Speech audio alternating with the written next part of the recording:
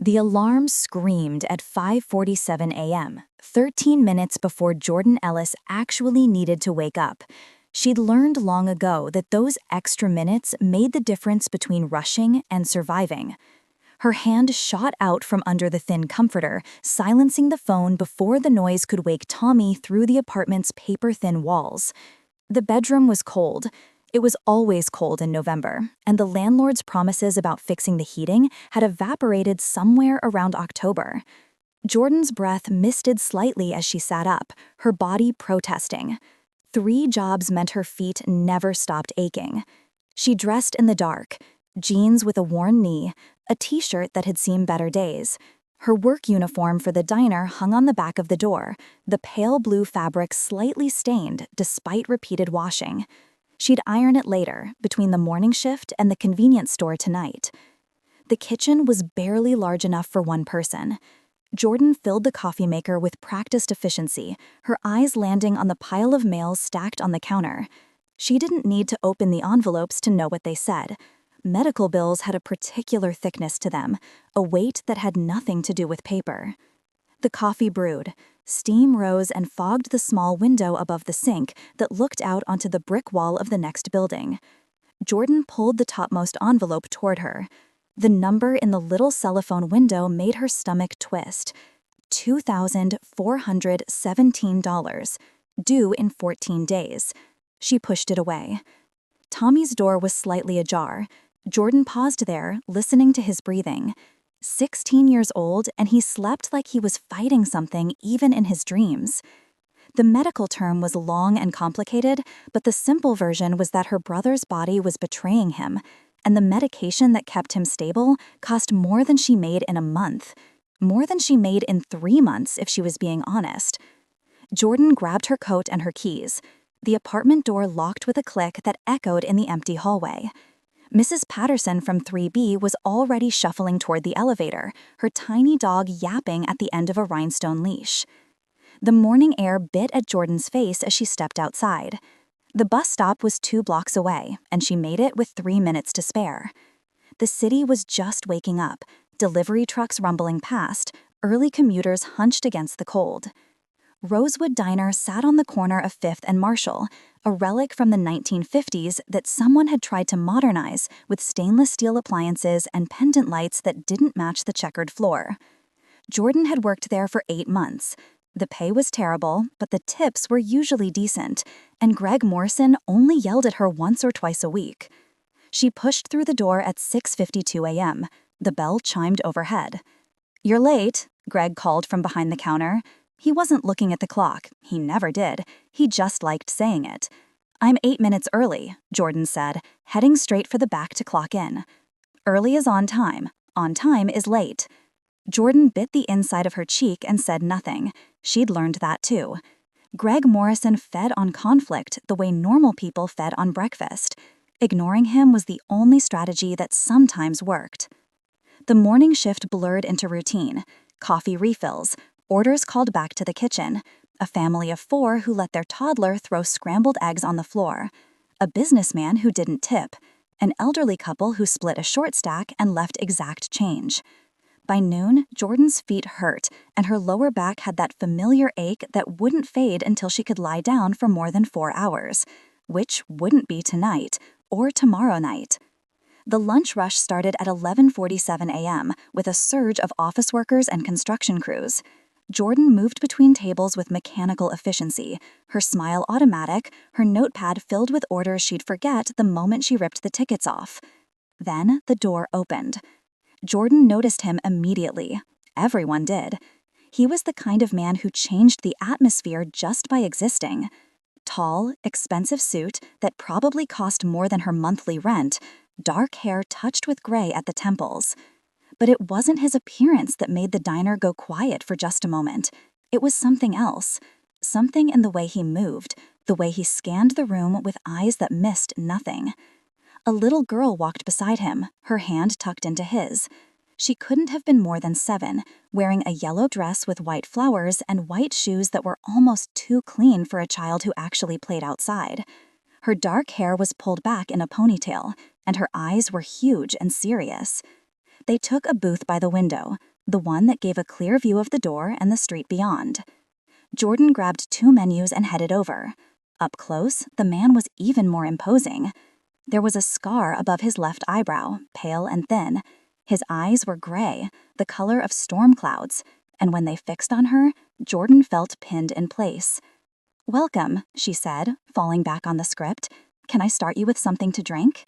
"Chocolate milk," the little girl said softly, then glanced at her father as if checking whether this was allowed. The man's expression softened slightly, barely. "Chocolate milk for her, coffee, black." Jordan wrote it down, though she didn't need to. "I'll give you a minute with the menu." She brought the drinks. The little girl, Lily, she heard the man call her, thanked her with a voice barely above a whisper. The man, Victor, another customer, had greeted him with a nervous nod, said nothing, but his eyes followed Jordan as she walked away. It should have felt creepy. It didn't. It felt assessing. They ordered grilled cheese for Lily, cut in triangles, a burger for Victor, medium rare. Jordan brought crayons and a paper placemat with a maze printed on it, and Lily's face lit up in a way that made something in her chest tighten. The diner continued its chaos around them. Jordan worked, moved, smiled, took orders, delivered food. Then it happened. Lily had finished her grilled cheese and was coloring intently, her tongue poking out slightly in concentration. She reached for the blue crayon at the far edge of the table, her small hand stretched, fingers grasping. The water glass tipped. It happened in slow motion and all at once. The glass fell, water cascading across the table, over the edge, splashing onto the floor in a spreading puddle. Lily gasped, her eyes going wide with horror. "I'm sorry," she whispered. "I'm sorry, I didn't mean to." Victor was already reaching for napkins, his movements calm. "It's fine, Lily. Accidents happen." But Greg Morrison had seen it from across the diner. Jordan watched him approach, and her stomach sank. She knew that expression. She'd seen it turned on staff, on customers who complained, on anyone Greg perceived as beneath him or in his way. "Are you kidding me?" Greg's voice cut across the ambient noise. Several customers looked up. "Do you see this mess?" Lily shrank back in the booth, pressing against her father's side. "It was an accident," Victor said quietly. Too quietly. There was something dangerous in that quiet, something Jordan recognized on an instinctive level. But Greg was already too deep in his own self-righteousness to notice. "An accident? She's made a disaster. Look at this floor. Someone could slip. We could get sued because some kid doesn't know how to sit still." Lily's eyes filled with tears. Jordan moved without thinking. She stepped directly between Greg and the booth, her body blocking his view of the child. "I'll clean it up. It's not a problem." Greg's face went red. "I wasn't talking to you." "Well, now you are." Jordan kept her voice level. "It's water. I'll have it cleaned up in 30 seconds. Don't tell me how to run my restaurant. I'm not. I'm telling you to back up and let me do my job." The diner had gone completely silent now.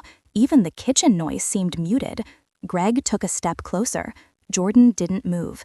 She was aware of Victor watching this exchange, aware of Lily peeking around her father's arm, aware of every eye in the place locked on this confrontation. "You're done," Greg said, his voice shaking with rage. "Take off your apron. You're fired." Jordan felt the words hit like a physical blow.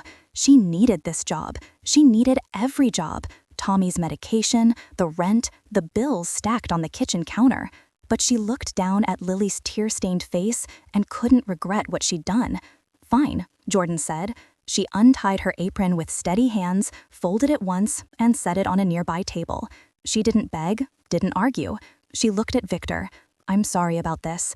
Then she walked out, the bell chiming overhead, into the cold November afternoon that suddenly felt much colder than before. Jordan made it 2 blocks before she had to stop. Her hands were shaking, adrenaline draining away and leaving something hollow in its wake. She pressed her back against a brick wall and closed her eyes, trying to do the math in her head. The convenience store shift paid $9 an hour, 6 hours, 5 nights a week. The weekend cleaning job at the office building brought in another $120, minus what she'd just lost at the diner. The numbers didn't work. They hadn't worked before, and now they really didn't work. Her phone buzzed. A text from Tommy. "How's work?" Jordan stared at the message. She couldn't tell him. Not yet. Not until she figured out what came next. She typed back, "Fine, home late tonight. Leftover pasta in fridge." The walk back to the apartment took 40 minutes. Jordan used the time to rehearse what she'd say to landlords, to the hospital billing department, to the universe that seemed determined to kick her while she was down. The apartment was empty. Tommy had physical therapy on Tuesday afternoons. Mrs. Patterson from down the hall gave him rides. Jordan stood in the kitchen and stared at the pile of mail, at the bills she couldn't pay, at the medication bottles lined up by the sink with 2 refills left before they'd need to pay out of pocket again. Her next shift at the convenience store started at 11 p.m., 7 hours to kill. Jordan sat on the couch and let herself feel it for exactly 5 minutes. The fear, the anger, the bone-deep exhaustion of trying so hard and still falling short. Then she got up and started looking for job listings on her phone. The convenience store was on Harper Street, sandwiched between a pawn shop and a laundromat that never seemed to close. Jordan arrived 15 minutes early, like always. The night manager, Derek, was in the back doing inventory. "Ellis," he called out, "Register 3 needs restocking." Jordan grabbed her vest and got to work. The shift was quiet at first. A few customers buying cigarettes and lottery tickets, a college kid getting energy drinks and chips, an old man who came in every Tuesday for a bottle of wine and exact change. At 11:34 p.m., Jordan noticed the car. It was parked across the street, sleek and black and expensive, completely out of place in this neighborhood. The windows were tinted, but she could see the silhouette of someone sitting in the driver's seat, watching. Jordan's skin prickled. She kept working, kept her movements normal, but her awareness sharpened. The car didn't move, didn't leave. At 12:15 a.m., a different customer came in. Tall, olive skin, dark hair slicked back. He wore a suit despite the hour, and there was something about the way he carried himself that reminded Jordan of Victor Kane, that same sense of controlled danger. He bought a bottle of water, paid with a 50, made eye contact with Jordan in a way that felt deliberate. "Quiet night," he said. "Usually is," Jordan replied, handing him his change. He pocketed the money but didn't move toward the door. "You work hard, multiple jobs." It wasn't a question. Jordan's hand drifted toward the panic button under the counter. "Do I know you?" "No, but my employer appreciates what you did today at the diner." Jordan's heart kicked against her ribs. "I don't know what you're talking about." The man smiled slightly. It didn't reach his eyes. "Right. Have a good night, Miss Ellis." He left. The bell above the door chimed cheerfully, completely at odds with the ice spreading through Jordan's chest. She watched him cross the street and get into the black car. It pulled away smoothly, taillights disappearing around the corner. Jordan realized she'd been holding her breath. The rest of the shift passed in a blur of paranoia. Every customer made her jump, every car that passed outside made her look up. By the time Derek told her she could go at 5 a.m., Jordan's nerves were frayed to nothing. The pre-dawn streets were empty. Jordan walked fast, keys threaded between her fingers the way her high school self-defense class had taught her. The apartment building had never looked so welcoming. She climbed the stairs instead of taking the elevator. Old habit, more exits that way. The third-floor hallway was quiet. Mrs. Patterson's door was closed. The flickering fluorescent light at the far end buzzed and hummed. Jordan's apartment was 4 doors down on the left. There was an envelope on the floor in front of her door. Jordan stopped, stared at it. Plain white, letter-sized, no markings. It hadn't been there when she'd left for her shift. She was sure of it. She looked up and down the hallway. Empty, silent, except for that buzzing light. Jordan picked up the envelope. It was heavy, thick. She unlocked her door and went inside, engaging both locks behind her. Tommy's door was closed. Soft snoring drifted from within. Jordan went to the kitchen, turned on the light, and opened the envelope. Cash, a stack of bills bound with a paper band. Jordan's hands shook as she counted. $100 bills, 20 of them, $2,000. Tucked beneath the cash was a business card, heavy stock, embossed lettering, an address in the downtown district, and written in neat handwriting on the back, 2 p.m. today. No name, no explanation, just an address and a time. Jordan sat down hard in one of the kitchen chairs. She spread the money out on the table, counting it again to make sure she hadn't imagined it. $2,000, almost exactly what she needed for the immediate bills. Not everything, but enough to buy time. This was connected to the diner, to Victor Kane, to the man in the convenience store who'd known her name. Jordan's mind raced through possibilities. This was payment for defending his daughter, or it was a test, or it was something worse, something that would trap her in obligations she couldn't afford. She should give it back. She knew that. Whatever this was, accepting money from someone like Victor Kane, someone who made grown men nervous just by walking into a room, was a terrible idea. But Tommy's medication bottles sat on the counter. The stack of bills waited in the next room. The rent was due in 5 days. Jordan looked at the clock. 5:47 a.m. She had 8 hours to decide whether to show up at that address. She went to Tommy's room and eased the door open. He was sprawled across the bed, one arm hanging off the side, completely dead to the world. 16 years old, and he still slept like he was 6. Jordan watched his chest rise and fall, listened to his breathing. He'd had a bad episode last month, 3 days in the hospital. The bills from that were part of the pile on the counter. Jordan closed the door softly and went back to the kitchen. She picked up the business card, turning it over in her hands. The address was in the financial district, the part of the city where people like her didn't usually have reason to go. She set the card down, picked it up again. At 6:30 a.m., Tommy shuffled into the kitchen, yawning, his hair stuck up in 3 directions. "You're up early," Jordan said, shoving the cash and card into her pocket in one smooth motion. "Physical therapy kicked my butt yesterday. I'm starving." He opened the fridge and peered inside. "We have eggs?" "We have eggs." Jordan made breakfast while Tommy scrolled through his phone at the table. Normal morning, normal routine. She didn't mention getting fired, didn't mention the money or the mysterious card. "You okay?" Tommy asked, around a mouthful of scrambled eggs. "You seem weird." "Tired, long shift." "You're always tired." He said it matter-of-factly, without judgment, which somehow made it worse. After Tommy left for school, Jordan sat alone in the quiet apartment. She pulled out the card and stared at it until the address was memorized. At 1:15 p.m., she got dressed in her only pair of dress pants and a sweater that didn't have any stains. She looked at herself in the bathroom mirror and barely recognized the woman staring back. When had the circles under her eyes gotten so dark? The bus downtown took 35 minutes. Jordan watched the neighborhoods change through the window, buildings getting taller and cleaner, people's clothes getting more expensive. The address led to a high-rise with a doorman and a lobby done in marble and chrome. Jordan felt wildly out of place. The doorman looked at Jordan like she'd wandered in from a different planet. She straightened her spine and walked forward with more confidence than she felt. "I have an appointment," she said, holding up the business card. The doorman's expression shifted when he saw the card. Not friendly exactly, but no longer dismissive. He picked up a phone, spoke quietly, then nodded toward the elevators. "Penthouse, they're expecting you." The elevator was mirrored on 3 sides. Jordan watched her reflection multiply as the numbers climbed. 12, 20, 35. The doors opened directly into a reception area that probably cost more than her entire apartment building. The man from the convenience store stood waiting. Up close, in daylight, he looked slightly less threatening. Slightly. "Miss Ellis," he said, "I'm Marco Salvetti. Thank you for coming." Did I have a choice?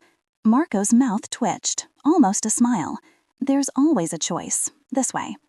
He led her down a hallway lined with abstract art that Jordan suspected was original and expensive. Her sneakers squeaked slightly on the polished floor. Marco's shoes made no sound at all. They stopped at a heavy wooden door. Marco knocked twice, then opened it.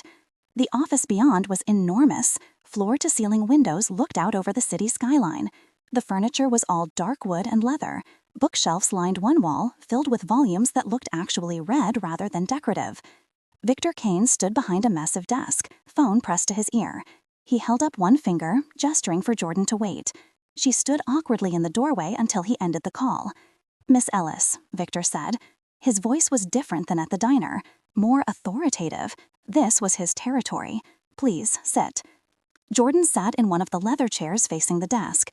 Marco had disappeared, closing the door behind him. She was alone with Victor Kane, in a room that suddenly felt much smaller than it actually was. "I'm returning your money," Jordan said, pulling the envelope from her bag. She'd brought all of it, hadn't spent a single dollar, though it had taken every ounce of willpower she possessed. I appreciate the gesture, but I can't accept it. Victor didn't reach for the envelope. Why not? Because I don't know what it means, what you expect in return. I expect nothing. You defended my daughter from a man who was bullying her. That deserves recognition. You left a tip at the diner. That was recognition. This, she gestured at the envelope, is something else. Victor leaned back in his chair, studying her with those storm gray eyes. Jordan forced herself not to fidget. You're right, he said finally. It is an offer. An offer. I need someone to watch Lily, a nanny, effectively, though that word doesn't quite capture the scope. Jordan blinked. Of all the things she'd imagined this meeting might be about, that hadn't made the list. You want to hire me as a nanny? I want to hire you as someone I can trust around my daughter. The previous 3 people I employed were intimidated by my reputation. They quit within weeks. Victor's expression didn't change, but something in his tone suggested this was a source of frustration. You weren't intimidated yesterday. I didn't know who you were yesterday. And now you do? Jordan thought about the way people in the diner had avoided eye contact. The expensive car. Marco appearing at the convenience store, knowing her name, knowing about her multiple jobs. I know enough to know this is more complicated than a normal nanny position. Yes, Victor said simply. It is. Silence stretched between them. Jordan's mind raced. This was insane. She should leave, walk out right now, and forget this ever happened. Why me? She asked instead. Because you protected her without knowing who I was, without expecting reward or recognition. You did it because a child was frightened, and you have the instinct to help. Victor leaned forward, elbows on the desk. I've had background checks run on nannies with pristine references and years of experience. None of them had that instinct when tested. They had credentials. You have character. You ran a background check on me? Of course I did. Jordan felt a flicker of anger. So you know about Tommy? About the medical bills? You know I'm desperate and you're using that? I know you work 3 jobs to take care of your brother.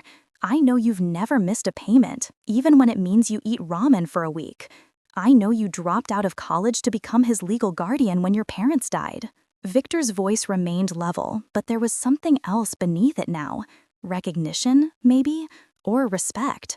I'm not using your desperation.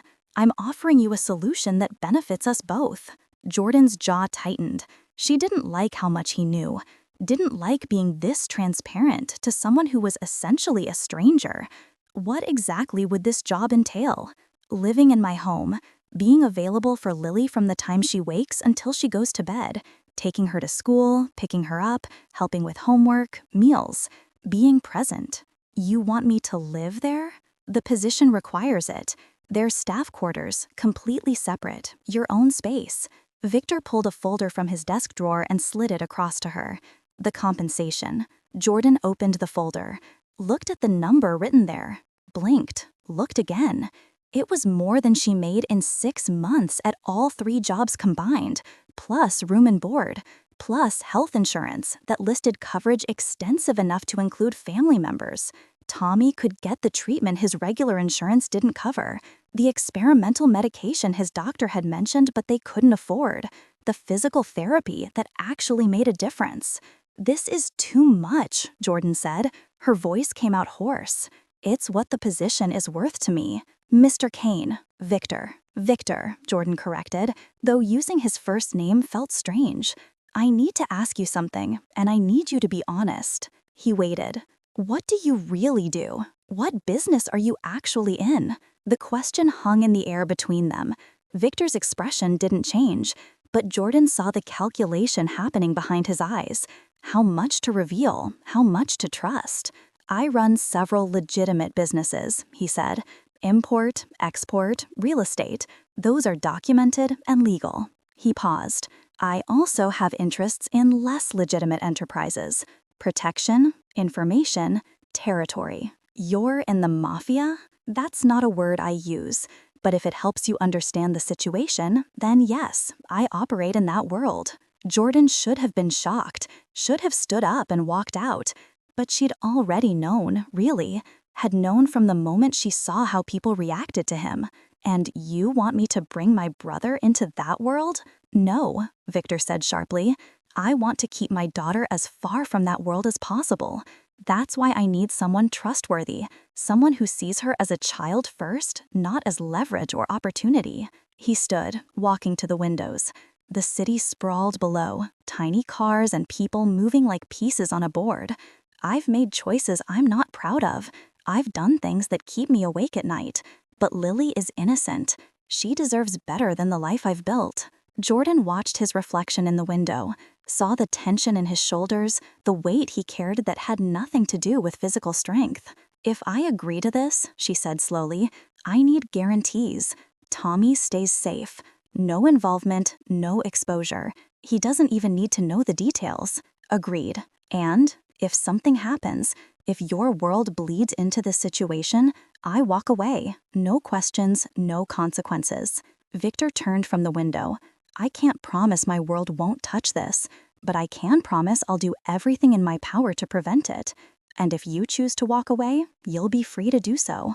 Jordan looked down at the folder again, at the number that represented security, medical care, a chance for Tommy to have a normal life, or something close to it. She thought about the bills stacked on her kitchen counter, about Tommy's medication running low, about the landlord's warnings about late rent. She thought about Lily's terrified face when Greg had yelled at her, about the way the little girl had whispered, "Thank you," so softly. I need 24 hours, Jordan said, to think about it, to talk to Tommy. Of course. Victor returned to his desk, wrote something on a card and handed it to her. My private number. Call when you've decided. Jordan stood, took the card. The envelope of cash still sat on the desk between them. Take it, Victor said, regardless of your decision. You lost a job defending my daughter. That has value. Jordan wanted to argue, wanted to maintain the moral high ground of refusing his money. But pride didn't pay for medication. She took the envelope. Marco appeared to escort her out, as if he'd been waiting just beyond the door. Probably had been. The elevator ride down felt faster than the ride up. The lobby, the street, the bus stop all passed in a blur. Jordan made it home by 3:15. Tommy wasn't back from school yet. She sat at the kitchen table and stared at Victor's card, at his private number written in that same neat handwriting. Her phone buzzed. A text from the convenience store manager.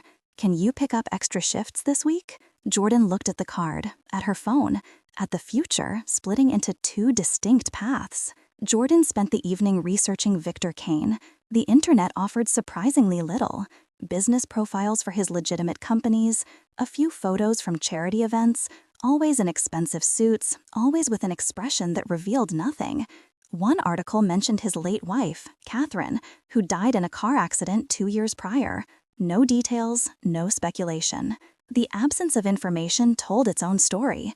Tommy came home at 6, dropped his backpack by the door with a thud that shook the apartment's thin walls. He microwaved leftover pasta and sprawled on the couch with his plate balanced on his chest. You're staring, he said, without looking away from the television. Jordan realized she'd been watching him from the kitchen doorway. I need to talk to you about something. Did someone die? What? No. Then it can wait until after this episode.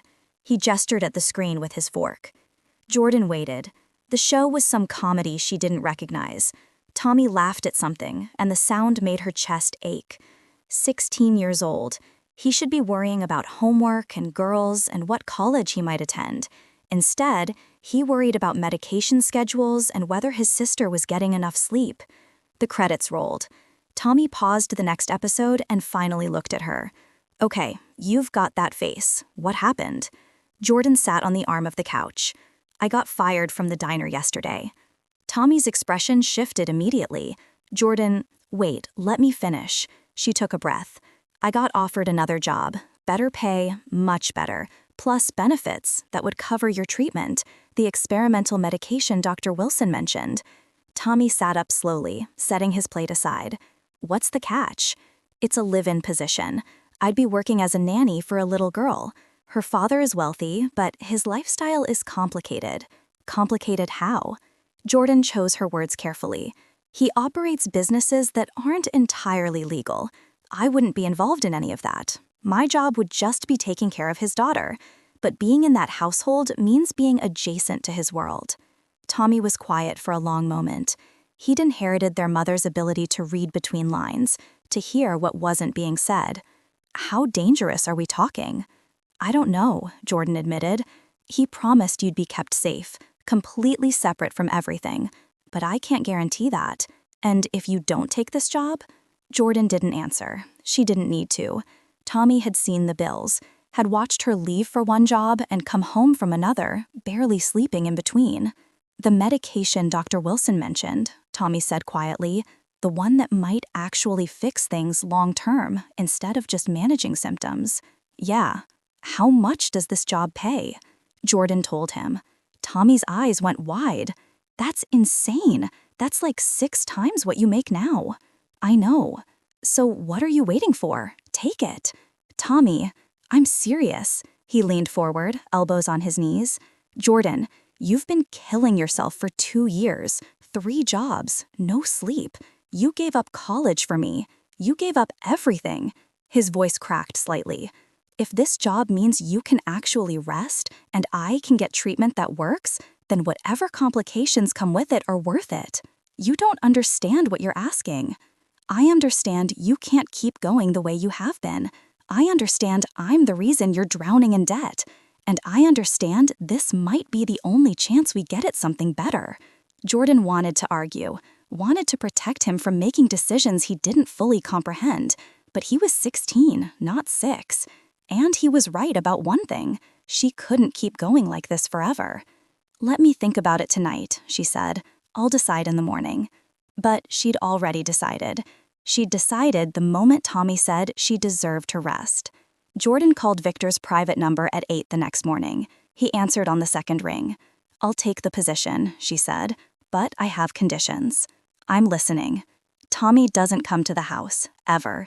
He stays in our apartment, completely separate. And if anything happens that puts him at risk, I walk immediately. No negotiation. Agreed. Anything else? I want to meet Lily first, actually talk to her, make sure she's comfortable with this arrangement. There was a pause. Then, that's reasonable. Can you come by this afternoon, 3 o'clock? I'll be there. Jordan spent the morning packing. Not much, she didn't own much. Clothes, her laptop, books, a photo of her parents that usually sat on her nightstand. She stood in the middle of her small bedroom and felt the strange dissonance of leaving without really leaving. The apartment would still be hers. Tommy would still live here, but it wouldn't be home anymore. Tommy helped carry her bags down to the street, where a car was waiting. Not the black sedan from before, but a silver SUV with Marco at the wheel. Fancy, Tommy muttered. Behave while I'm gone, Jordan said. Mrs. Patterson said she'd check on you. I'm 16, not 6. I know. Jordan pulled him into a hug. He tolerated it for approximately 3 seconds before squirming away. Call if you need anything. Go, you're making this weird. The drive to Victor's house took 40 minutes, leaving the city proper and heading into the suburbs, where properties had gates and circular driveways. The house itself was enormous, all stone and windows and architectural angles that probably had names Jordan didn't know. Marco carried her bags inside, while Jordan stood in the foyer trying not to gape. Marble floors, a staircase that curved upward like something from a movie, artwork that was definitely original and probably worth more than she'd make in a lifetime. Miss Ellis. Victor appeared from a hallway to the left. He was dressed more casually than before, dark slacks and a white shirt with the sleeves rolled up. It made him look slightly less intimidating. Slightly. Welcome. Let me show you to your quarters first, then we'll find Lily. He led her through a maze of hallways to a wing that felt separate from the main house. The suite he opened was larger than her entire apartment.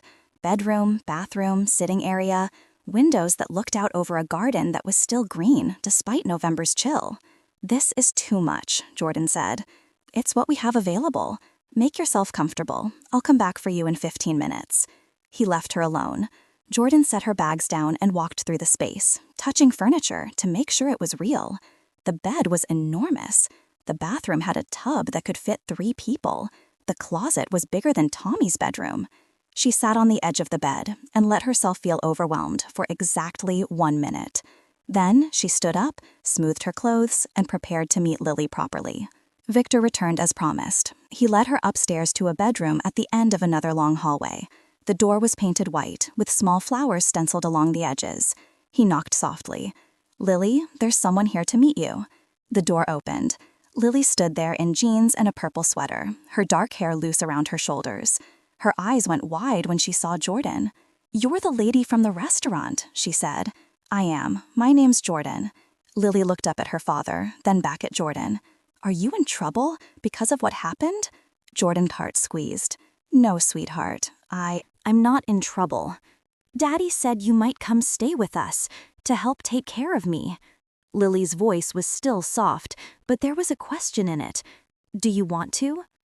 Jordan crouched down so they were eye level. "I'd like to, but only if you're okay with it. This is your home. You get a say."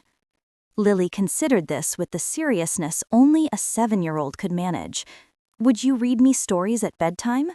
"If you want me to." "And help me with my drawings? I'm not very good at hands." "I'm not great at hands either, but we can figure it out together." Lily smiled then, small but genuine. "Okay, you can stay." The knot of anxiety in Jordan's chest loosened slightly. She looked up at Victor and found him watching them with an expression she couldn't quite name. The next few days established a routine. Jordan woke at 6:30, helped Lily get ready for school, made breakfast while Victor read the newspaper and drank coffee in silence. The drive to Lily's private school took 20 minutes. Jordan walked her to the classroom, met the teacher, learned the pickup procedures. The house during school hours was eerily quiet. Jordan explored cautiously, learning the layout, figuring out where things were kept. Marco was often around, appearing and disappearing like a well-dressed ghost. Other staff members came and went. A housekeeper who introduced herself as Ruth, a groundskeeper named Paul, a cook who worked 3 evenings a week. Everyone was polite, professional, and clearly aware that Jordan was different from previous nannies, though no one said why. Lily was easy. She was quiet and well-behaved, creative and gentle. She drew constantly, covering pages with elaborate scenes of gardens and castles and families with 2 parents and a child in the middle. Jordan's heart broke a little every time she saw those drawings. Victor was harder to read. He ate breakfast with them, but was often gone before dinner. When he was home, he was attentive to Lily, but distant with Jordan. Professional. She was staff, and he maintained that boundary carefully, until the 4th night.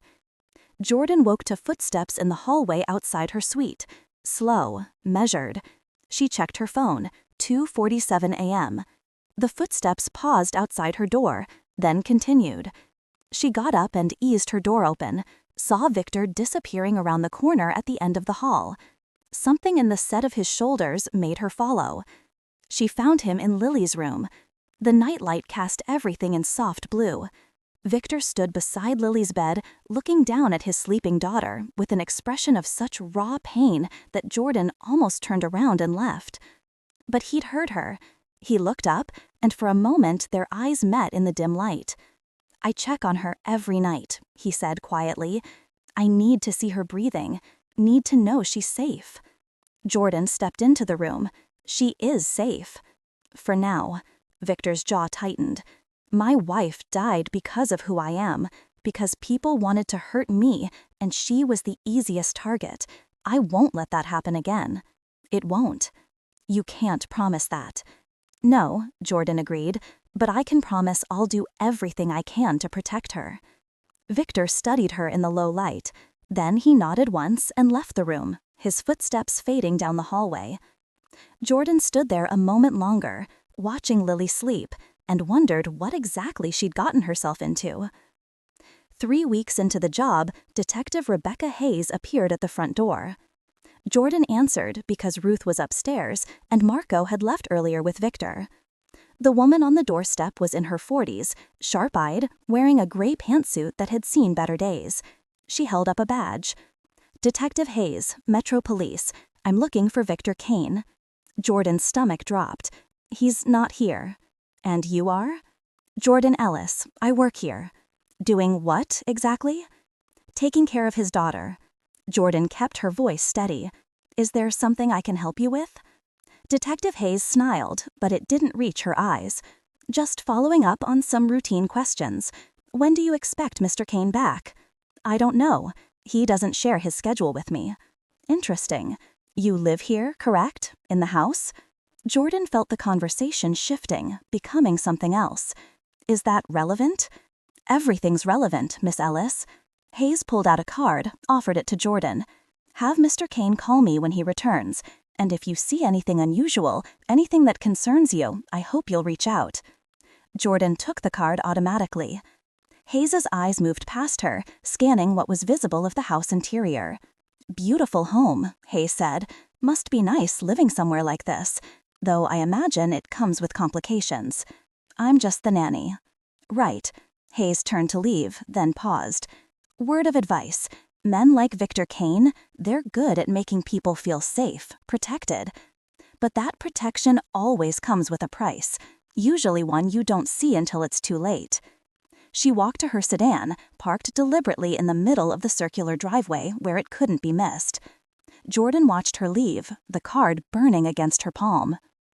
When Victor returned that evening, Jordan was waiting in his study. She'd never been in there before, had respected the unspoken boundary, but this felt important enough to cross lines. Victor stopped in the doorway when he saw her. Is Lily all right? She's fine, but we had a visitor today. Jordan held up the detective's card. She wants you to call her. Victor's expression went carefully blank. He stepped into the study and closed the door behind him. What did she say to you? That she had routine questions, that I should contact her if I saw anything unusual. Jordan set the card on his desk. She also implied that working for you was dangerous, that your protection comes with a price. Detective Hayes has been investigating my operations for 3 years. She hasn't found anything actionable because there's nothing to find in the areas she's looking. Victor picked up the card, studied it, then set it aside. Did she ask about Lily? No, just about you, your schedule, when you'd be back. She was establishing surveillance patterns. Victor moved to the window, looking out over the darkened grounds. She'll be back, probably with more questions, possibly with a warrant to search the property. Jordan's pulse kicked up. Will she find anything? No, I don't keep anything here that could be used against me. This house is separate from business.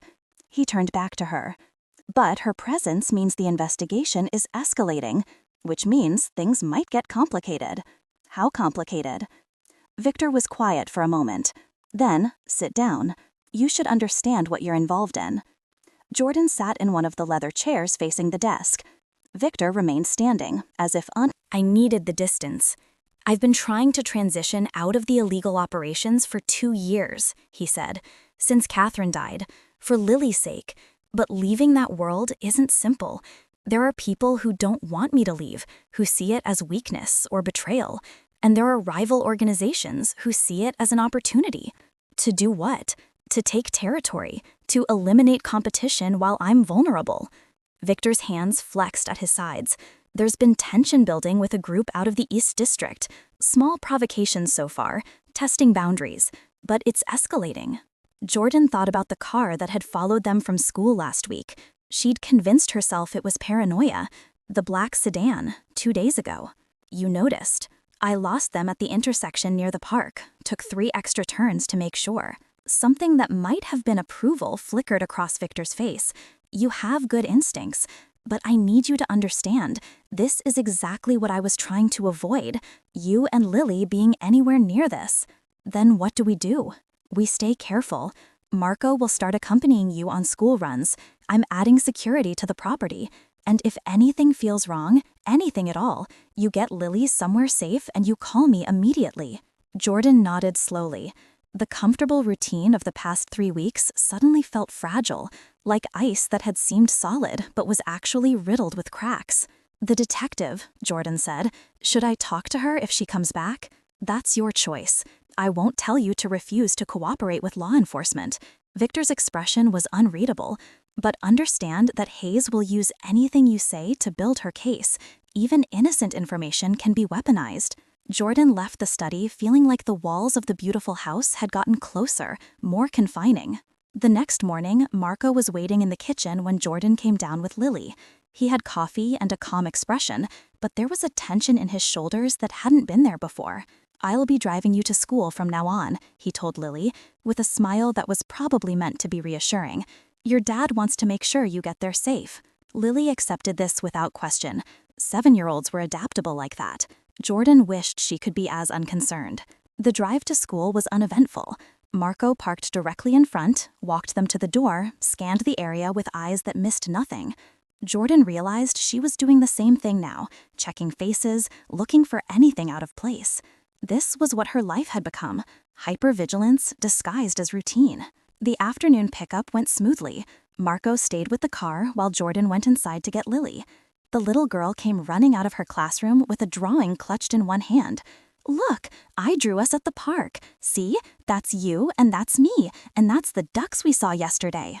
Jordan admired the drawing as they walked toward the exit. Lily chattered about her day, about the spelling test she'd aced, and the boy who'd shared his cookies at lunch. Normal 7-year-old concerns. They pushed through the front doors. The afternoon sun was bright, making Jordan squint. Marco had moved the car closer, right in front of the steps. Then Jordan saw it. A white sedan, parked 2 cars behind Marco's SUV. 2 men in the front seat, both looking directly at them. Jordan's hand tightened on Lily's shoulder. "Keep walking. Normal pace." "What's wrong?" "Nothing, sweetheart. Just being careful." They reached the SUV. Marco already had the back door open, his body positioned between them and the white sedan. He'd seen it too. Jordan got Lily buckled in and climbed into the back seat beside her. Marco slid behind the wheel and pulled out smoothly. No rush, nothing that would signal concern. The white sedan followed. Jordan watched it in the side mirror. 2 cars back, maintaining distance. Marco turned left at the next intersection. The sedan turned left. "Marco," Jordan said. "I see them." His voice was calm, but his knuckles were white on the steering wheel. He reached for his phone, pressed a button. "We've got a tail. White sedan, 2 occupants. Picked us up at the school." Jordan couldn't hear the response, but Marco nodded. "Understood." He took a right turn, then another. The sedan stayed with them, not even trying to be subtle now. Lily was oblivious, looking at her drawing, humming something under her breath. Jordan kept her body angled so she could see both Lily and the side mirror, her hand resting on the door handle. Marco's phone rang. He answered on speaker. Victor's voice filled the car, tight with controlled anger. "Where are you?" 4 blocks from the house. They're still following. "Don't come home. Head to the office building downtown. I'll meet you there in 10 minutes. I'm calling police for escort." "Copy that." Marco changed direction, heading back toward the city center. The sedan followed for 3 more blocks, then suddenly peeled off, disappearing down a side street. Jordan didn't relax. The threat leaving didn't mean the danger was over. It meant they'd been making a point. "We can find you. We can get close." They reached the office building where Jordan had first met with Victor. Marco pulled into the underground parking, and suddenly there were 3 more vehicles surrounding them, men in suits who moved like Marco, who scanned the area with the same professional alertness. Victor appeared from the elevator. He opened the back door himself and crouched down to Lily's eye level. "Hey, sweetheart, change of plans. We're staying here for a little while, okay?" Lily looked between her father and Jordan, sensing the tension, even if she didn't understand it. Did something bad happen? "No. I just want to keep you extra safe. Can you do that for me? Stay close to Jordan and do what she says." "Okay, Daddy." Victor's eyes met Jordan's over Lily's head. There was something in them she hadn't seen before. Fear, maybe? Or something close to it. They went upstairs to the penthouse office. Marco and 2 other men positioned themselves outside.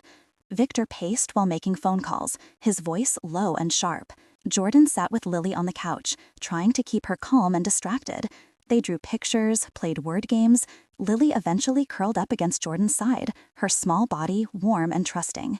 Jordan looked down at the little girl's dark hair and felt the full weight of responsibility settle onto her shoulders. This child, this innocent, sweet child who'd already lost her mother and lived in the shadow of her father's dangerous world. Whatever was coming, Jordan had to keep her safe. It was the only thing that mattered. Victor ended his call and crossed to them. "We're going to stay here tonight. I've had clothes and supplies brought up. There are bedrooms on the lower floor." "What about tomorrow?" Jordan asked. "Tomorrow, we reassess." Victor's expression was grim, but things have changed. They made their move. Now I have to make mine. The penthouse had been converted into a temporary safe house. Jordan discovered the lower floor contained 4 bedrooms, a full kitchen, and enough supplies to last a week. Someone had thought this through, planned for exactly this scenario. That realization didn't comfort her. Jordan got Lily settled in one of the bedrooms, reading her 3 stories before the little girl finally fell asleep. It was nearly 10 when she emerged to find Victor and Marco in the main office, a map spread across the desk, speaking in low voices that stopped when they noticed her. "She's asleep," Jordan said. Victor nodded. "There's a monitor. You'll hear if she wakes." He gestured to a device on the side table, already switched on, transmitting the soft sound of Lily's breathing. "I want to know what's happening," Jordan said. "No more partial information. If I'm supposed to protect her, I need to understand the threat." Marco glanced at Victor, who was quiet for a long moment. Then he rolled up the map and gestured for Marco to leave. The door closed with a soft click. "The organization following you is run by a man named Ivan Petrov," Victor said. "He's been trying to move into my territory for 6 months. Small things at first. Intimidation, undercutting prices, poaching clients. I've tolerated it because I'm trying to get out, and I didn't want to start a war. But he sees that as weakness. Yes, and now he's escalating. Following my daughter is a message. It means he's done with subtle pressure." Victor's jaw tightened. It means he's willing to hurt her to get what he wants. Jordan's blood went cold. What does he want? Control, territory, me out of the way, either by choice or by force. Victor moved to the window, looking out over the city lights. "I've been working on transitioning my operations to fully legitimate businesses. It takes time. Contracts have to be fulfilled, relationships managed, exits negotiated. But Petrov doesn't care about negotiation. He wants immediate capitulation or elimination. So what are you going to do? End it, before he has another chance to get near Lily." Victor turned back to face her. "There's a meeting tomorrow night, neutral ground. I'm going to make it clear that my family is untouchable, and if he pushes further, I'll push back harder than he can handle." Jordan heard what he wasn't saying, the threat of violence underlying the careful words. And if that doesn't work, then things will get worse before they get better. Jordan sat down slowly in one of the leather chairs. "I need to call my brother, tell him I won't be home. Marco already sent security to watch your apartment. Tommy's safe." "You sent people to my apartment without asking me?" "Yes." Victor's expression didn't change. "Because Petrov knows who you are now. He saw you with Lily at the school, which means he could use you, or Tommy, as leverage against me." The words hit like a physical blow. Jordan had known, intellectually, that taking this job meant proximity to danger, but having that danger actually materialize, actually threaten her brother, was different. "I need to talk to him," she said. Victor handed her his phone. Line secure. Tommy answered on the second ring. "Jordan, whose number is this?" "It's me. I'm using someone else's phone. Are you okay?" "Yeah, I'm fine. Why wouldn't I be?" "Wait, there's some guy outside the building. He's been there for like an hour. Is that related?" "He's security. There's been a situation at work. Nothing for you to worry about, but I need you to stay inside for the next couple days." "Jordan, what kind of situation?" "The complicated kind I warned you about, but it's being handled. Just please, stay inside, stay safe, and if anything feels wrong, you call me immediately, okay?" Tommy was quiet. Then, "This is really serious, isn't it?" "It will be fine, I promise. Don't make promises you can't keep." His voice was smaller than usual, younger. "Just come home safe." "I will. I love you." "Love you too." Jordan ended the call and handed the phone back to Victor. Her hands were shaking slightly. "If anything happens to him, it won't. I have 4 men watching that building. Petrov would have to go through them to get anywhere near your brother, and he won't risk that kind of exposure." Victor sat on the edge of the desk. "I'm sorry you're in this position. This was exactly what I was trying to prevent." "But you knew it was possible." "Yes." "Then why did you hire me? Why put someone else in the line of fire?" Victor looked at her directly. "Because Lily needed someone who would actually protect her, not just collect a paycheck and run at the first sign of trouble. Someone with courage and instinct." He paused. "I gambled that you were that person. I still believe I was right." Jordan wanted to be angry, wanted to rage at him for the calculated risk, for pulling her and Tommy into his dangerous world. But she thought about Lily, sleeping peacefully down the hall, trusting that the adults around her would keep her safe. "What do you need me to do?" she asked. "Tomorrow, you stay here with Lily. Marco will be with you, plus 2 others. Don't leave the building for any reason. I'll be back by midnight. And if something goes wrong at this meeting, then Marco has instructions. He'll get you and Lily somewhere safe, set you up with new identities if necessary. You'll be taken care of." "I don't want to be taken care of. I want this to end." "So do I." Victor's expression was grim. "More than you know." Jordan spent a restless night in the bedroom next to Lily's, jumping at every sound. She finally gave up on sleep around 6 and went to the kitchen to make coffee. Marco was already there, looking like he hadn't slept either. "Morning," he said, handing her a mug without being asked. "Does it get easier?" Jordan asked. "Living like this, constantly watching for threats?" "No, you just get better at pretending it's normal." Marco leaned against the counter. "For what it's worth, Victor's trying. The transition out, it's real. He wants Lily to have a different life than he did. But Petrov won't let him leave. Men like Petrov don't understand the concept of voluntary retirement. They see it as weakness, as territory up for grabs." Marco's expression hardened, which is why tonight matters. Victor needs to remind everyone what happens when they threaten his family. Lily woke at 7, confused about why they were still at Daddy's office, but adaptable enough to accept the explanation that it was a special adventure. Jordan made pancakes in the small kitchen and ate breakfast, watching cartoons on the large television. Victor appeared at 8, dressed in a suit, looking like he'd slept even less than Jordan. He spent an hour with Lily, playing games and reading stories before he had to leave for business meetings. "Be good for Jordan," he told his daughter, kissing the top of her head. "I'll see you tonight." "Promise?" Lily asked. "I promise." Victor's eyes met Jordan's as he stood. There was a question in them. "Are you ready for this?" Jordan nodded once. She didn't feel ready, but ready wasn't a luxury they had. The day passed slowly. Jordan kept Lily entertained with drawing and games, all while hyper-aware of Marco's presence near the door, of the security monitors showing every entrance to the building, of the weight of responsibility pressing down on her shoulders. At 3 in the afternoon, Jordan's phone rang, an unknown number. She answered cautiously. "Miss Ellis?" Detective Hayes's voice. "I'm at the Kane residence. Mr. Kane isn't here, and the staff says he's unavailable. But I think you and I should talk. I'm not at the residence either. I know. I'm looking at surveillance footage from the school yesterday. White sedan, 2 occupants, following you and the child. That's concerning behavior. Makes me wonder what kind of danger you're exposing that little girl to." Jordan's grip tightened on the phone. "I'm not exposing her to anything. I'm protecting her. From threats created by her father's criminal activities. You understand that makes you complicit, right? When this goes wrong, and it will go wrong, you'll be held accountable. Is there a point to this call, detective? The point is that you still have a choice. You can walk away. Testify to what you've seen, what you know about Victor Kane's operations. In exchange, I can offer protection for you and your brother, full immunity, a fresh start somewhere safe." Jordan looked through the doorway at Lily, who was coloring at the coffee table, completely absorbed in her drawing. "I appreciate the offer," Jordan said carefully, "but I'm not interested. Think about it.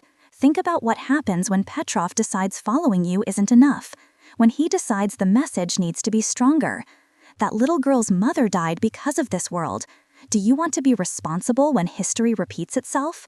The call ended before Jordan could respond. She stood there, phone clutched in her hand, Hayes's words echoing in her head. Marco appeared at her elbow. What did she want? To flip me, testify against Victor in exchange for protection. And I said no. Jordan met his eyes. But she's not wrong about the danger, about what could happen. No, she's not wrong. Marco's expression was grave, which is why tonight matters so much. Victor ends this, or it ends us. The hours crawled toward evening. Jordan fed Lily dinner, gave her a bath in the small bathroom, read her stories until she fell asleep at 8:30. Then Jordan sat in the darkened bedroom, listening to the little girl breathe, and waited. 9 o'clock came and went. 10, 11. At 11:47, Jordan heard the elevator doors open. Footsteps, low voices.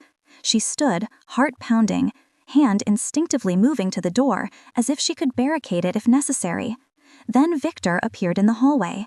He was disheveled, his shirt torn at the shoulder, a cut above his left eye that had bled and dried. But he was alive. "It's done," he said. His voice was rough, exhausted. "Petrov's been arrested. Evidence of weapons trafficking, conspiracy, attempted murder. The FBI has him. He won't be a threat anymore." Jordan sagged against the doorframe. How? Detective Hayes. Victor's mouth twisted into something that wasn't quite a smile. Turns out, she's been investigating Petrov's organization too. When I offered her everything I had on him in exchange for immunity and protection for my family, she took the deal. You made a deal with the police? I made a deal to keep my daughter safe. Everything else is secondary. Victor looked past her at Lily's sleeping form. We can go home tomorrow. This is over. But Jordan heard the unspoken addition.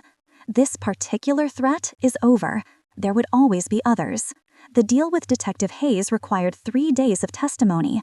Victor spent long hours in FBI offices, providing documentation, recordings, details about Petrov's operations that Jordan didn't want to imagine how he'd obtained. Marco went with him, and 2 other security personnel stayed at the house with Jordan and Lily. Life tried to return to normal. School runs, homework, bedtime stories. But there was a tension underneath everything now, like a wire pulled too tight. On the 4th day, Detective Hayes came to the house herself. Jordan answered the door, Lily coloring at the kitchen table behind her. Hayes looked tired, lines around her eyes deeper than before. "Is Victor here?" "He's in a meeting, should be back in an hour." Hayes nodded. Then her attention shifted past Jordan to Lily. That's her, the daughter. Her name is Lily. Jordan stepped slightly to block the view, protective instinct she couldn't suppress. "I'm not here to hurt anyone, Miss Ellis. Actually, I wanted to talk to you." Hayes pulled out a folder. The deal Victor made, it includes provisions for witness protection if needed, for him and immediate family. You're listed as household staff, which means you'd be eligible for relocation assistance too. Relocation? Fresh start. New city, new identity if necessary. We don't think Petrov's organization will retaliate, but there are no guarantees. Hayes held out the folder. "This outlines your options. You should read it." Jordan took the folder but didn't open it. "What about Tommy? Your brother's included. Full medical coverage as part of the protection package. The experimental treatment his doctor recommended? We can arrange that." Hayes' expression softened slightly. "You've gotten caught up in something that wasn't your fault. This is your chance to get clear of it." After Hayes left, Jordan sat at the kitchen table with the folder in front of her. Lily had moved to the living room to watch cartoons. Jordan could hear the cheerful music, so at odds with the weight of the decision pressing down on her. New city, new identity. Tommy could get treatment. They'd be safe. But Lily would lose another person she'd come to trust. Another disruption in a life that had already seen too much loss. Victor found her there an hour later, folder still unopened. "Hayes came by," Jordan said. "I know. She told me what she offered you." Victor sat across from her, and Jordan noticed the exhaustion etched in his face. He'd aged in the past week. "You should consider it. Take Tommy somewhere safe, somewhere my world can't touch you." "Is that what you want?" What I want is irrelevant. This is about what's best for you and your brother." Jordan finally opened the folder, scanned the details. The money being offered was substantial, enough to set them up comfortably, cover all of Tommy's medical needs, give them actual security. "What about Lily?" she asked. "I'll find someone else, someone qualified, someone who won't care about her the way I do." Jordan closed the folder. Someone who sees her as a job, not a person. Victor was quiet for a long moment. "You've only been here a month. You don't owe us anything." "This isn't about owing. It's about the fact that Lily has nightmares 3 times a week, that she still draws pictures of her mother and hides them under her pillow because she thinks being sad makes you upset, that she's 7 years old and she's already learned that people leave." "Jordan, I'm not saying I'm staying forever. I'm saying I'm not leaving right now, not like this. She needs stability, consistency. She needs to know that not everyone disappears when things get hard. Victor's expression shifted into something Jordan couldn't quite read. You understand the risk. Petrov's organization is dismantled, but I still have enemies. There's still danger. There's always danger. That's life. Jordan pushed the folder back across the table. But I'll take a chance on danger I can see over abandoning a child who's already lost too much. You're sure? I'm sure. Victor picked up the folder, held it for a moment, then set it aside. Thank you for staying, for caring about her. You don't have to thank me for basic human decency. In my experience, basic human decency is rarer than you'd think. The next week brought a new routine. Victor's testimony had concluded, the deal was finalized, and Detective Hayes confirmed that Petrov would be in federal prison for the next 20 years minimum. The immediate threat was neutralized, but the tension in Victor's shoulders didn't ease. Jordan found him in his study late one night, papers spread across the desk, a glass of whiskey sitting untouched. You should be sleeping, she said from the doorway. So should you. Lily had a nightmare. I stayed with her until she fell back asleep. Jordan stepped into the study. What are you working on? Exit strategies. I meant what I said about getting out of the illegal operations, but it's more complicated than just walking away. Victor gestured at the papers. There are contracts, obligations, relationships that go back decades. Every loose end I tie up reveals 3 more. Jordan moved closer, looking at the documents without really reading them. Numbers and names that meant nothing to her, but clearly meant everything to him. How long will it take? She asked. A year, maybe 2, if I'm lucky and no one else decides to make a play for territory. Victor rubbed his eyes. I want Lily to have a normal life. School, friends, worrying about homework instead of security protocols. She deserves that. She deserves to have her father, too, not a ghost who works 18-hour days and checks her room at 3 in the morning to make sure she's still breathing. Victor looked up at her sharply. You've noticed that? I've noticed a lot of things, like how you never eat breakfast because your stomach's in knots, how you flinch every time your phone rings after 9 p.m., how you're trying so hard to be strong for her that you're forgetting to actually be present. I'm doing the best I can. I know, but the best you can isn't sustainable. You're going to burn out, and then where will Lily be? Victor was quiet for a long moment. Then, what would you suggest? Delegate. Trust the people around you to handle things. Marco's capable, your legal team is good. You don't have to control every detail personally. Jordan sat on the edge of the desk. And spend actual time with Lily, not just checking on her while she sleeps. Real time. Play with her. Take her to the park. Be her dad, not just her protector. Those things aren't mutually exclusive. They are when protection becomes your only focus. Victor studied her, and Jordan felt the weight of that gaze. You're not what I expected when I hired you. What did you expect? Someone who would do the job and keep their distance. Someone who wouldn't challenge me or ask uncomfortable questions. A slight smile crossed his face. Someone easier to compartmentalize. Sorry to disappoint. You haven't. That's the problem. The words hung in the air between them, charged with something Jordan didn't want to examine too closely. She stood, suddenly aware of how small the study felt, how close they were standing. I should let you work, she said. Jordan, Victor stood too. I mean it. Thank you for everything, for staying, for caring about Lily, for being honest with me. It matters more than you know. Jordan nodded and left before the moment could become something else, something more complicated than it already was. 2 weeks later, Tommy's first dose of the experimental medication arrived. Jordan took a day off to drive into the city and sit with him during the initial treatment. The medical center was bright and modern, nothing like the crowded clinics they'd been to before. Tommy sat in the infusion chair, IV in his arm, looking younger than 16 and trying hard not to show he was nervous. "This is really happening," he said. "The treatment Dr. Wilson said we'd never be able to afford. I keep waiting for someone to realize there's been a mistake." "No mistake. This is real." Jordan squeezed his hand. "How do you feel?"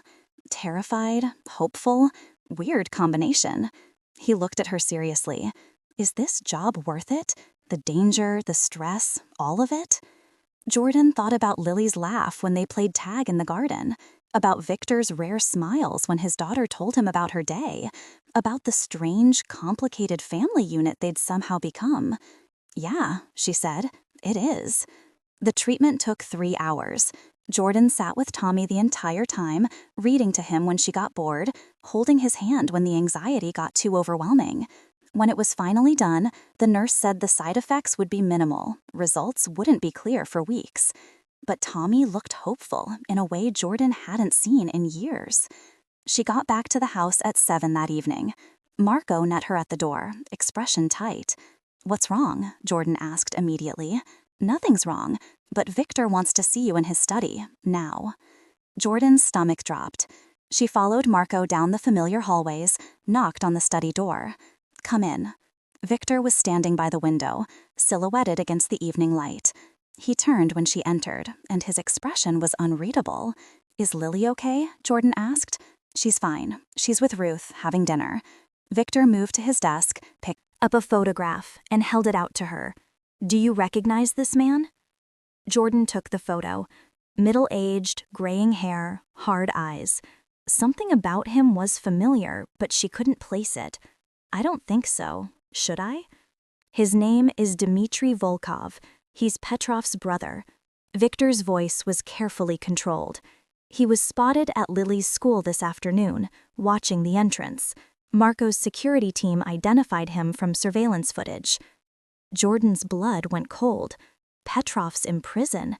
Yes, but his brother isn't, and family loyalty in that world runs deep. Victor took the photo back. "Hayes says there's no active threat, that Volkov was probably just making a point, reminding us that Petrov's organization still exists, still has reach. But you don't believe that?"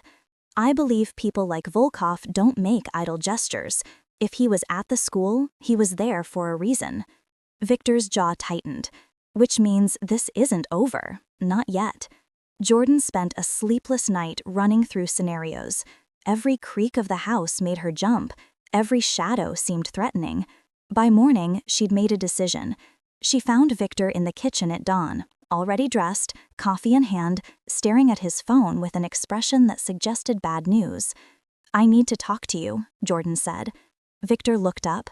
"I was about to say the same thing." "Me first." Jordan sat across from him. "You testified against Petrov, gave the FBI everything. But Volkov wasn't part of that deal, was he? He's still out there, still operational." "Yes. So testifying against him, too, would eliminate the threat completely?" Victor's eyes narrowed.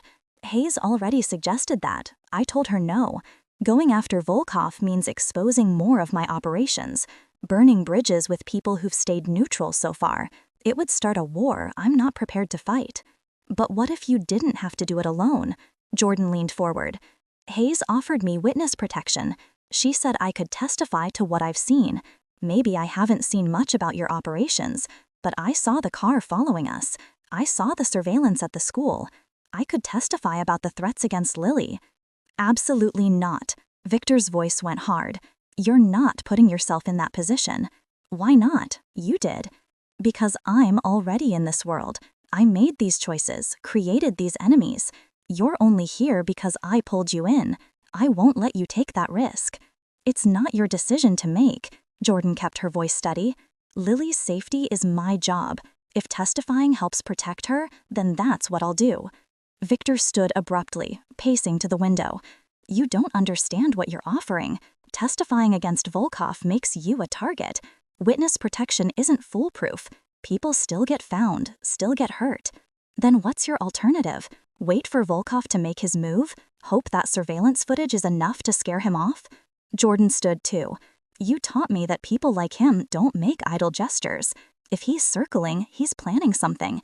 We can either wait for it to happen, or we can act first." Victor was quiet for a long moment, staring out at the garden where early morning light was just beginning to touch the trees.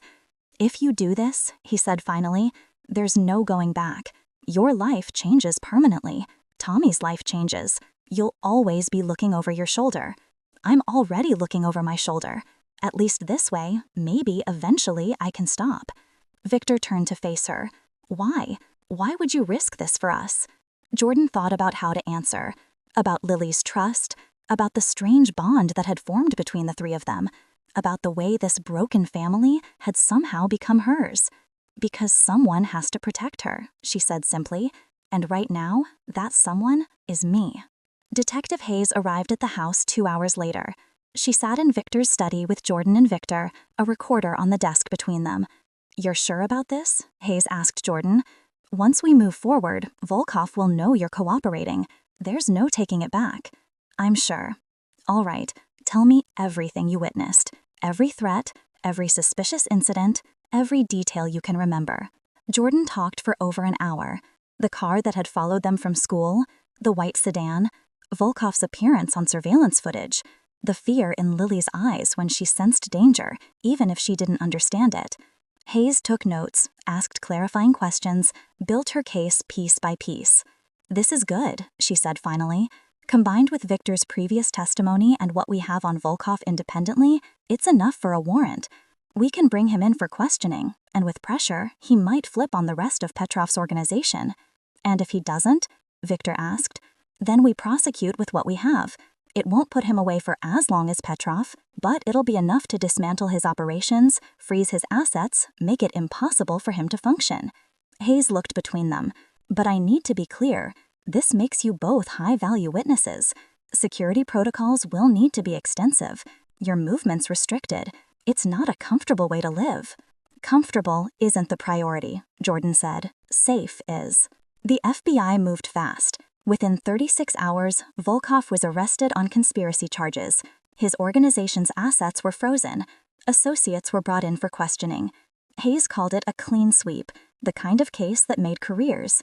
But Jordan saw the reality beneath the victory, saw the exhaustion in Victor's face, the way Lily asked why there were always strange men around the house now, the weight of living under constant surveillance. 2 weeks after Volkov's arrest, Hayes came to the house again with news. "He's agreed to cooperate," she said. "Full testimony against remaining Petrov organization members in exchange for reduced sentence. Which means the threat level drops significantly. We're recommending scaling back security protocols." Victor's shoulders relaxed for the first time in weeks. "It's really over?" "This chapter is over," Hayes corrected. "But you'll need to be careful. Maintain legitimate operations only. Any hint of returning to illegal activities, and the immunity deal is void." "Understood." After Hayes left, Jordan found Victor in Lily's room. The little girl was at school, but he stood there anyway, looking at her drawings taped to the walls, the stuffed animals arranged carefully on her bed. "You're thinking about Catherine," Jordan said softly. Victor didn't deny it. "She wanted me to leave this life, asked me to, years before she died. I kept saying I would, kept promising. Then it was too late. You're leaving it now." "Because I had no choice. Because the alternative was losing Lily, too." Victor's voice was rough. "I should have done it sooner. Should have." Listened when it mattered. Jordan stepped into the room, standing beside him. "You can't change the past, but you're changing the future. That has to count for something." "Does it? Catherine's still gone. Lily still grew up without a mother. I still made choices that put everyone I love in danger. And now you're making different choices, better ones." Jordan touched his arm gently. "Lily knows you love her. She knows you're trying. That's what matters." Victor looked down at her hand on his arm, then up at her face. Something shifted in his expression, something Jordan had seen glimpses of before, but had always stepped back from. "I don't know how to do this," he said quietly. "How to be a normal father. How to live without the constant threat assessment, the contingency plans. It's all I've known for 20 years. Then learn. You have time now. Use it.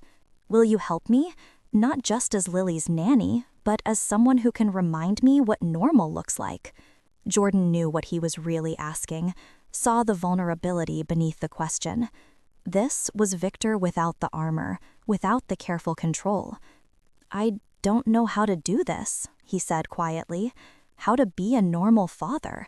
How to live without the constant threat assessment, the contingency plans. It's all I've known for 20 years. Then learn. You have time now. Use it. Will you help me? Not just as Lily's nanny, but as someone who can remind me what normal looks like." Jordan knew what he was really asking, saw the vulnerability beneath the question. This was Victor without the armor, without the careful control. "Yeah," she said, "I'll help." 6 months later, the house felt different, lighter. Security was still present, but less intrusive. Victor's business meetings happened during office hours instead of in the middle of the night. Lily had joined a soccer team and complained about homework like a normal 7-year-old. Tommy's treatment was working. Not perfectly, not miraculously, but working. He'd gained weight, had more energy, was talking about college applications with actual hope in his voice. Jordan had settled into a rhythm that felt sustainable. She was still Lily's nanny, still responsible for her care and safety. But the job had evolved into something more complex. Family manager, Hayes had called it when updating the paperwork. Someone who held the household together. Someone who'd become essential. On a Saturday afternoon in May, Victor declared they were taking the day off. All of them. No work, no obligations, just time together. They went to the park, the 3 of them plus Tommy, who'd come out for the weekend. Lily ran around the playground while Jordan and Victor sat on a bench watching.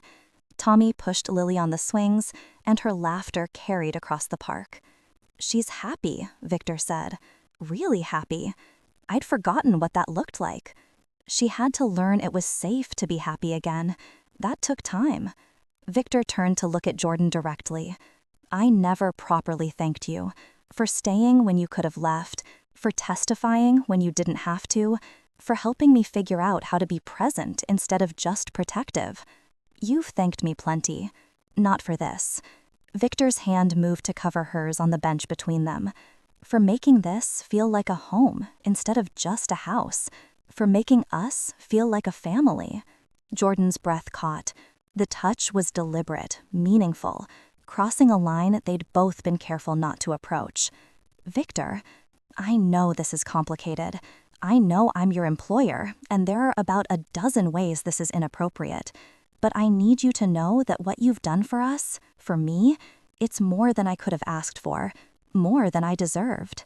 You deserve to be happy too. You know that, right? I'm starting to believe it might be possible." Victor's thumb brushed across her knuckles. "Thanks to you." Lily came running over then, flushed and breathless. "Daddy, Jordan, come play. Tommy says he'll play tag, but we need more people." Victor released Jordan's hand and stood, offering it to help her up. "All right, sweetheart, but fair warning, I'm faster than I look." "No, you're not," Lily giggled and took off running. They played until the sun started setting, until Lily was tired enough to ask to go home without complaint. Tommy rode back with them, sprawled in the back seat next to his sister, both of them talking about their favorite parts of the day. At the house, Jordan made dinner while Victor helped Lily with her bath. Tommy set the table without being asked. Normal, domestic chaos. The kind Jordan had thought she'd never have time for. After dinner, after Lily was in bed, after Tommy had gone to his room to video chat with friends, Jordan found Victor on the back terrace. He stood at the railing, looking out over the garden where string lights created pools of warm light. "You've been avoiding me since the park," he said when she approached. "Not avoiding, thinking. About." Jordan stood beside him at the railing. "About how complicated this is. About power dynamics and professional boundaries and all the reasons this is a terrible idea. And I'm tired of pretending that's the only thing that matters." Jordan turned to face him. "Lily asked me last week if I was staying forever. I didn't know how to answer because I don't know what forever looks like here. I don't know what we are or what we're becoming." Victor turned to face her too, close enough that she could see the silver threading through his dark hair, the scar above his eyebrow, the warmth in his gray eyes. I can't promise you simple, he said. My past will always be complicated. There will always be consequences to the choices I've made. But I can promise that if you stay, if you want this, want us, I'll spend every day trying to be worthy of that choice. I'm not asking you to be worthy. I'm asking you to be honest about what you want, about what this is. I want you to stay, not as an employee, not just as Lily's nanny, but as part of this family, as someone who belongs here. Victor reached up, his hand gentle against her cheek. That's a start. Is it enough? For now, yeah, it's enough. Victor smiled then, genuinely smiled, and it transformed his whole face, made him look younger, lighter, like the weight he'd carried for so long had finally eased. Inside, they could hear Lily calling out that she needed water. Jordan stepped back, the moment breaking, but not ending. I'll go, she said. Jordan? Victor caught her hand. Thank you for everything, for staying, for giving us a chance at this. We're giving each other a chance. That's how this works. She went inside to check on Lily, who didn't actually need water, but wanted to show Jordan another drawing. This one showed 4 people in a garden with string lights overhead. A tall man, a woman with reddish hair, a little girl, and a teenage boy, all of them smiling. That's us, Lily explained. Our family. Do you like it? Jordan looked at the drawing, at Lily's hopeful expression, at the family they'd somehow become despite everything. I love it, she said. It's perfect. And for the first time and longer than she could remember, Jordan believed that might actually be true.